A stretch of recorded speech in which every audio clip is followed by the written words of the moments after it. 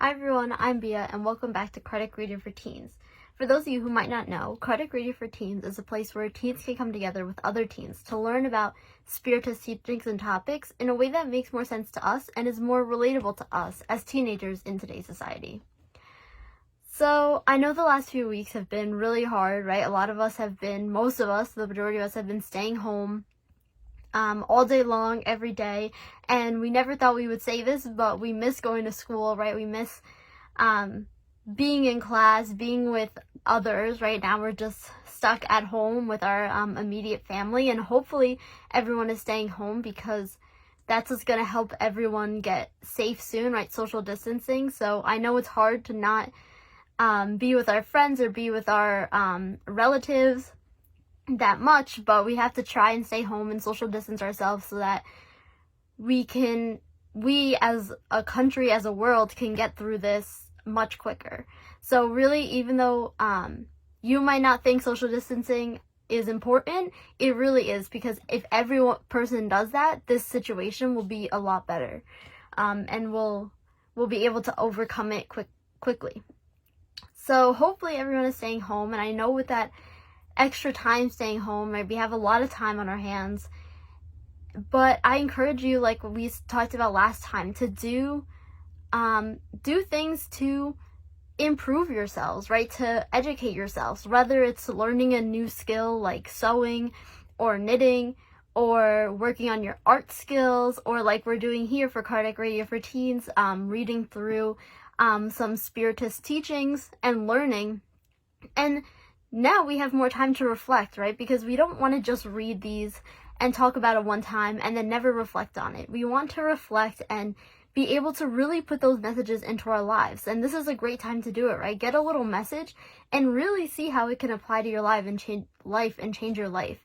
And there's so many things, right? So many educational and great things we can do to improve ourselves and gain new skills, learn new things, as well as, right, doing our homework on top of all that. But if we come up with a bunch of little tasks to learn or to do, it might make this time pass a lot faster and make it go by quick, so that we can get back to being at school, being with our friends and our family, and everyone being safe and healthy. So to do a little bit of that learning today, right, we're going to continue where we were reading in the Gospel According to Spiritism. And so we're in the introduction of the book, and the introduction is very big. And most of the times people want to skip the introduction because, why does it matter? Let's just get to the main stuff. But this introduction, it's so long because it's so important. It gives us all the background information that we need to better understand the teachings that are coming in the main part of the book. So it is really important, even though we've been on the introduction forever. It is something really important for us to do. So last week, we started talking about how Socrates and Plato played a big role in Christian teachings and in Spiritist teachings. Because, like we discussed, when Jesus came and he shared all these messages with the people of that time, it wasn't something they've never heard of, right? Because if he came with something they've never heard of before, they wouldn't be that accepting of it, because they would be like, oh, I've never heard of that idea before. Where did this man just pull that? Where did he pull that from? Why is he saying that? That doesn't make sense. So there have been, along the way before Jesus, there have been people who were planting these seeds and starting to introduce these ideas, so that when Jesus came, he could further explain them and maybe clear up some confusion that was happening. But the seeds were being planted. And we see here in the Gospel According to Spiritism that we started talking about last week, that Socrates and Plato, two figures that we know so well from history classes and all of that, were actually two of these really important people that planted these seeds for Jesus and then for Spiritism. So way back, right, we think of Jesus' time being so long ago, but then way before that, there was Socrates' time, and he was already planting these seeds, these ideas, so that people would start thinking about those ideas and start working them out in their heads, seeing if they agreed with them, and slowly those ideas were being introduced so that when Jesus came, people accepted it more, and they already had a little bit of a background on those teachings. And then when Spiritism comes, Spiritism does that same thing, right, and further explains those messages that were planted, the seeds were planted by Socrates and Plato and Jesus, right? So getting those teachings of Jesus and saying, okay, people are still confused on this. How can we explain this further so people start really applying it to their lives? And that's what we have with Spiritism, right? And that's what we'll see in this book. The Gospel According to Spiritism gets these messages from Jesus and explains them better, because just like how at Jesus' time there was confusion on what Socrates was saying, in our time now there's confusion on what Jesus was saying, and people misinterpret Jesus' teachings and all of that. So Spiritism comes to clarify those teachings even further. And who knows, maybe after that, right, we know that the spirits haven't told us everything, because we are at a state that we're not as evolved as where we're trying to get to, right? We're trying to get to that state of perfection, like to that state of Jesus, right? That state of perfection. And we're trying to get there. But us on earth, we're not at that state of perfection yet. So we still have a lot to learn and a lot to grow and improve. And so as we go learning more of the basic stuff, then we'll become more advanced, and then the spirits will be able to come and clear up even more stuff for us and introduce more ideas that might be too complex for us to understand right now, but later on in the future we'll be able to understand that. And then the spirits will release like new information, just like how in Jesus's time he spoke in little stories, because that is what related to the people of the time. That was what was easy to understand for them. And now Spiritism came and gave us a little bit more of a detailed explanation that isn't in these stories, because we've improved and we've evolved, and we can understand a little more complexity, but not total complexity. So there's still a lot that that they still have to share with us, and that we can still grow. So it's important that we study this so that we can advance, so that we can be ready for that new information. So what we were reading last week, what we started reading last week, is a section of the introduction called A Summary of the Teachings of Socrates and Plato. And so basically there's one paragraph that's italicized, and that is the teachings that Socrates and Plato were teaching in their time. And then after that, there's another paragraph that kind of explains how this teaching relates to Spiritism or to the Christian doctrine. And so we went through a couple of them last week, and this week we're going to start off with the third teaching that they bring here. So there's number 3. And I'm not going to read all of this, so I do encourage you guys to, if you have the book at home, or I'm sure there's versions online, to read through it more in detail to get a better understanding. But I'm just going to sum up what they were saying and what the teachings were, just so we don't have to read it word by word together. But please, I do encourage you, especially with this extra time, to read it on your own to get that full understanding. So this teaching that we're starting with, number 3, this teaching from Socrates. So it starts off, I'm going to read the first sentence. While we have our physical bodies and our soul is immersed in this corruption, we can never possess the object of our desires, which is truth. So Socrates is saying, right, so while we have this physical body, and we're not just the soul, we're not just the spirit by itself, we have a physical body, we don't have the truth. We don't have the full truth. And it continues saying that with this physical body, a lot of other challenges, right? We don't have the truth, but we have other material desires and doubts and foolish things that we want, right? Materialistic things. And because of all of this, Socrates is saying, right, we find it hard to be wise, almost impossible to be wise, when instead of knowing the truth and being more intelligent, our physical body is so concentrated on physical desires and material things.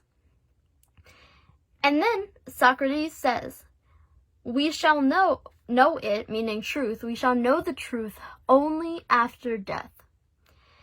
And then this last sentence I really like. It says, this is the reason why true philosophers prepare themselves for dying, as death represents nothing to them and in no way is to be feared.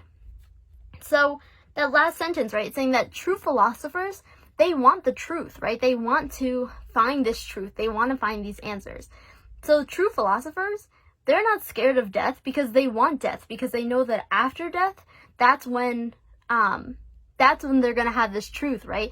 When they're in that spirit form or that soul, whatever words they're using. But after death is when they're going to be able to know the truth. So true philosophers, they don't fear death. They're almost excited for death so that they can finally get to that truth, finally get to those answers that they've been looking for.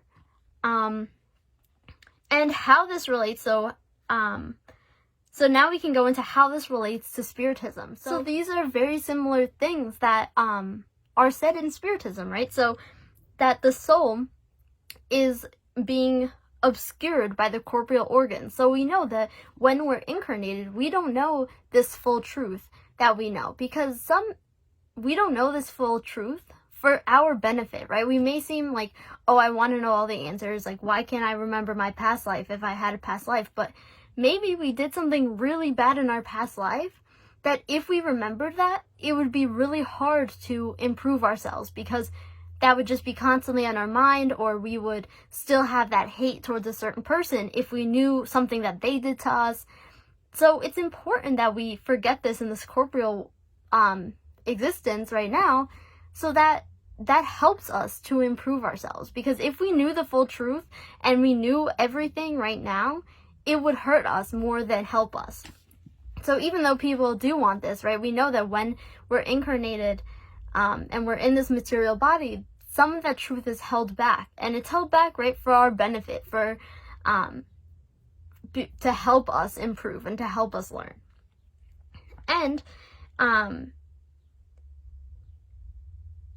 when they're explaining, also, this is important, when Socrates and Plato was talking about, oh, okay, you're looking forward to death because after death you'll find the truth, getting that truth also takes advancement, right? It also takes evolution. So we need to be evolved. We need to get up to that state of moral and intellectual progress to be able to get to that truth. So it's not just going to be any spirit, right? After death, we're going to know all the answers, because our soul, right?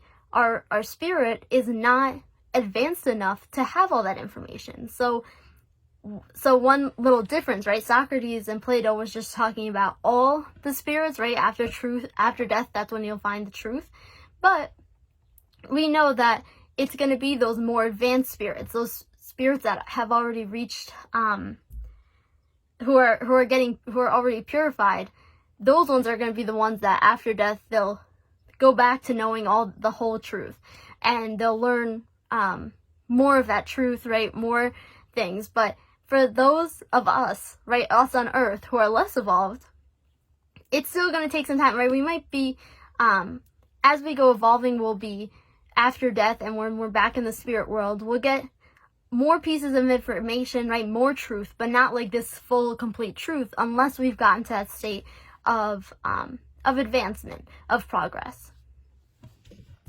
So now the fourth teaching of Socrates and Plato that they bring says, I'm going to read the first sentence of it. It says, the soul in its impure state finds itself oppressed and is once again attracted to the visible world by the fear of that which is invisible and immaterial. So Socrates, right, in his time was saying that some spirits, some souls, even after we get rid of this material body and we pass on, and we should, like, you think, oh, we're going to go to the spirit world. Some spirits are still very connected to material things because they're afraid of what's invisible. They're afraid of what's not material. So they cling onto the earth, and like they stay around the same things, the same like houses, the same places that they went in their physical corporeal life because they're scared of going to the spirit world. They're scared of what's invisible.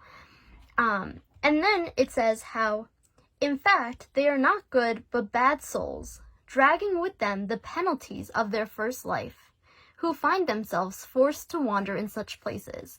So amongst this, right, that's not a good thing, right, to be attached to this material world still and not going to that immaterial, invisible world. This is what Socrates is saying. So also, right, thinking about the penalties, everything that they've done wrong in that life, and that they're kind of dwelling on that until it's their time to reincarnate and try again. But as we see, that like they're saying bad souls, or we can see them as not even bad, but imperfect, right, and still have a lot to learn. So when they incarnate, it says, they beyond doubt will return to the same habits that were the object of their preferences during their first life. So because, right, they didn't really learn, right? They might have seen, oh my God, I did all these bad things, but maybe they didn't really see how they can change that. So they might be attached to these material things, unable to get out of this, unable to elevate themselves to just think about this invisible world instead of like trying to stay attached to the material worlds. But when they return, right, they'll undoubtedly make the same mistakes and go through the same thing, and we'll keep doing this, right? We'll keep going through those same mistakes until we finally learn from them, until we finally improve. So we can say, okay, I made this mistake, but if we keep making that mistake, we didn't improve ourselves. So, right, so Socrates, right, way back in that time knew, like, if we're not trying to improve ourselves, we're going to come back, make those same mistakes, and then we're going to sulk on them, and then we're going to be sad, it's all going to hit us, right, all these mistakes that we made. But then when we reincarnate, we might not change anything. So what we want to do is try and change and learn and grow, so that when we come back, we can make, we can try and fix those mistakes that we've made and not make them again. And so the next paragraph about how this applies, right, to Spiritism, we can kind of see the link already. But one, it's talking about the principle of reincarnation, right, where we are constantly going to be reincarnating, right? So this like bad soul that they're talking about died from the physical world, but they're still really attached to material things, waiting until eventually they reincarnate, and then they reincarnate. They might go through the same mistakes, hopefully not, right? But it's very likely they will go through the same mistakes, just like all of us. And then, right, be back in this, reincarnated again. So this concept of reincarnation is shown, right, all the way back in this time of Socrates. He was saying these things. And furthermore, it says, we see the consequences of the impureness of the soul. So because of that soul, right, in Socrates' words, he said bad souls. But that doesn't mean people are necessarily bad, but just impure, right? Not at that state of perfection. All of us, right? We still have a lot to learn. And even if we're trying our best, there's still mistakes we make. There's still impurities that we have. So this concept of the impureness of the soul, of how we're going to make mistakes. And, right, some people might be attached to material things, because still attached to material things, even past this corporeal body, because they're scared of that invisible world. And then it says, this is exactly what Spiritism teaches, only adding that the soul, having made good resolutions while in the spirit world, and possessing some acquired knowledge, brings less defects, more virtues, and intuitive ideas on being reborn. So the only thing Spiritism adds to that a little bit is saying, we're going to go into the next life, yes, and we might make the same mistakes, yes, but hopefully in the spirit world, we got some extra knowledge, we got some extra virtue, something to help us, and then when we reincarnate, we'll have a little bit more knowledge and hopefully be able to overcome that. So it's not just going to be this endless cycle of us making the same mistakes, but, right, we have that opportunity to learn and grow, come back and fix that mistake, and then work on our other mistakes. So again, that's what Spiritism is adding to it. But we see, right, Socrates planted that seed so that now when Spiritism comes along, we can get that seed that Socrates planted and we can just add on to it and improve that teaching that Socrates gave us with more information. So the next lesson that they bring, number 5, is short. And it says how after death, we will be taken to a place where all must go to be judged. And after staying in that place for however long, then we'll reincarnate and be able to try again. And again, we see how that's relating to Spiritism is these successive reincarnations, right? So we're after death, we're gonna have to go somewhere, right, where we wait, where we learn, we work on some things, and then we'll be able to reincarnate again. And then after we die from that corporeal body, then we'll be back here, learn some more, hopefully go back, fix those mistakes. So again, very even though there might be different words and different it might seem like different ideas, Socrates all the way back then was planting those seeds for Spiritism. So then number 6 of Socrates and Plato's teachings, I'm going to read this one just so we can see a little difference in language. So Socrates says, "Devils occupy the space that separates heaven from earth. This constitutes the link that unites the universe with itself. The divinity never enters into direct contact with man, which is done through the meditation of the devils, with whom the gods have the dealings, and whom occupy themselves with him during awaking and sleeping."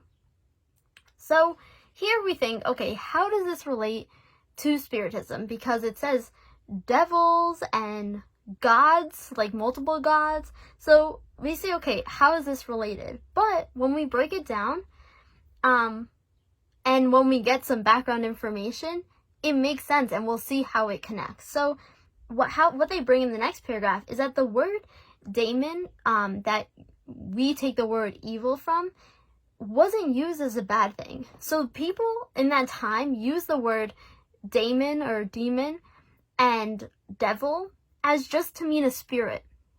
So, right, we understand when we think of a demon or a devil, we think of something bad, a bad spirit. But no, this was just the word that they used to mean all spirits, right? So all spirits is what that meant.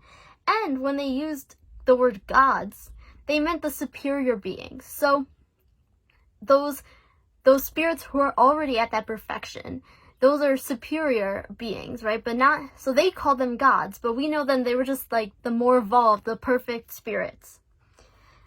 And we know, right, Spiritism knows that God is communicating to humans through those superior beings, right? Through those superior beings, those gods, like they're saying. So God is communicating to the perfect spirits, such as Jesus, right? God is communicating to Jesus that Jesus comes to bring them to the teachings to us.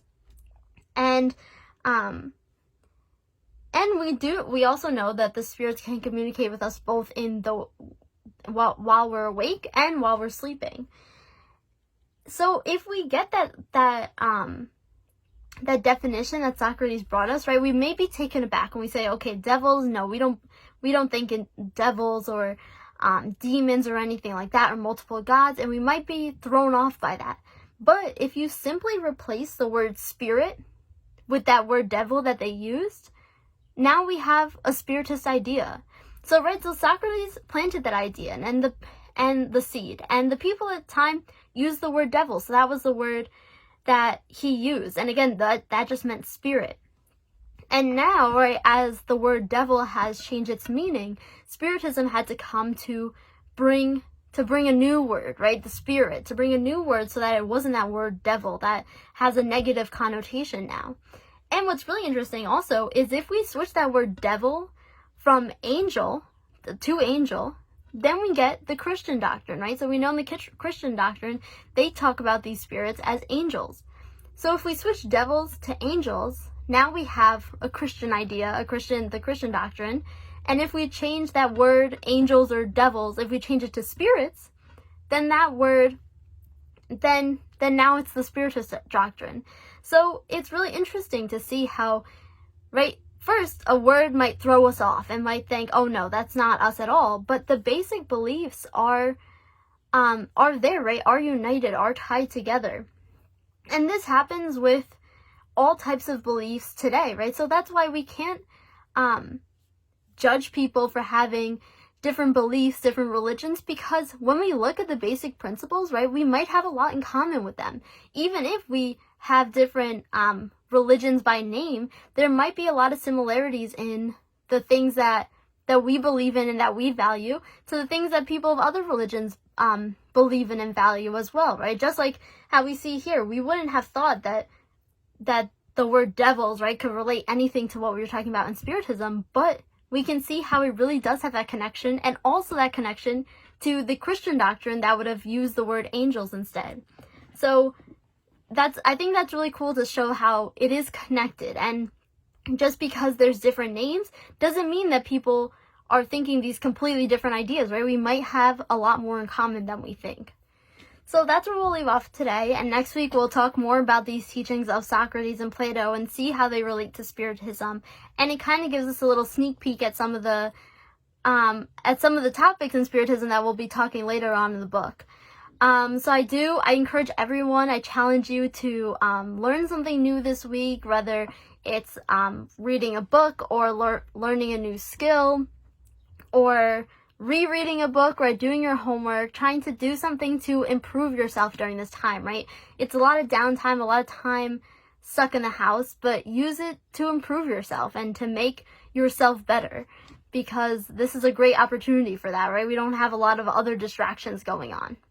If at all you guys have any questions, comments, concerns, anything you want to talk about at all, feel free to email me at kardecradioforteens@gmail.com, and I'll get back to you right away. I'm Bia, and this has been Kardec Radio for Teens. Thank you all for watching.